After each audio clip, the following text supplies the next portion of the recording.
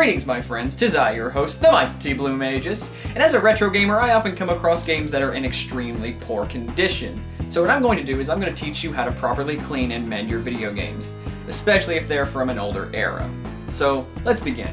First things first, we gotta have our games. So I have 3 examples here.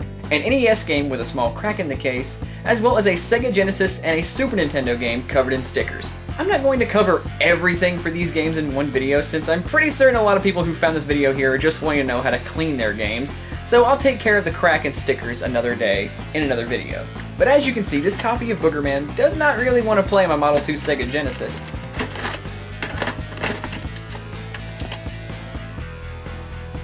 No problem. For this fix you're going to need cotton swabs and some rubbing alcohol with isopropyl. Take the cotton swab and put some alcohol in the tip. You don't really need a whole lot of it, so 2 or 3 drops should work just fine. After that, gently go over the inside of the cartridge, specifically where the connectors are. I advise against putting too much pressure on it, but if you feel that you should, just be very gentle with it. And this might take 2, maybe 3 or 4 times to go over it, but this should clean it perfectly. And right now you can see this copy of Boogerman playing just fine. But let's go over some products that you don't want to use. One of the more popular ones is by the Angry Video Game Nerd in his episode, Game Glitches. He recommends the cotton swab method, but instead decides to use Windex instead. Now, while this method might work okay for some games that aren't that dirty, I'd like to remind you that Windex is primarily used for glass and not metals.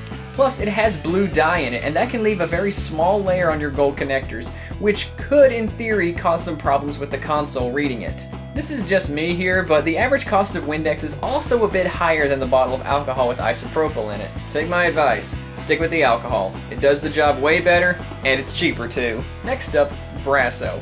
Now this is a great product to use on copper and makes other metals shine. But you don't really need them to shine here, you just need the gold connectors to be grime-free so that the console can properly connect. Now, I can't confirm if this is true, but I've also heard that Brasso can seriously damage your games by accidentally removing the gold connectors from the cartridges entirely, making it impossible to ever to get to work again. Lastly, you don't need to scrub the connectors with anything. If someone tells you to scrub with a toothbrush or something, then they're horribly misinformed. You will scratch the hell out of your games and turn an easily fixable problem into a bigger problem, one that you may not be able to fix. Once again, stick to the rubbing alcohol and cotton swab method. I've never had this method fail me, even with games that appear to have permanent marker on the connectors. Well, that's the end of part 1, and right now your games are probably working. But if they're not, come back for part 2 and I'm going to show you how to open the cartridges next time for a more thorough cleaning. Or in case you really need it, like I do, to open a game to fix a crack. I'm Blue Magus, and take care everybody.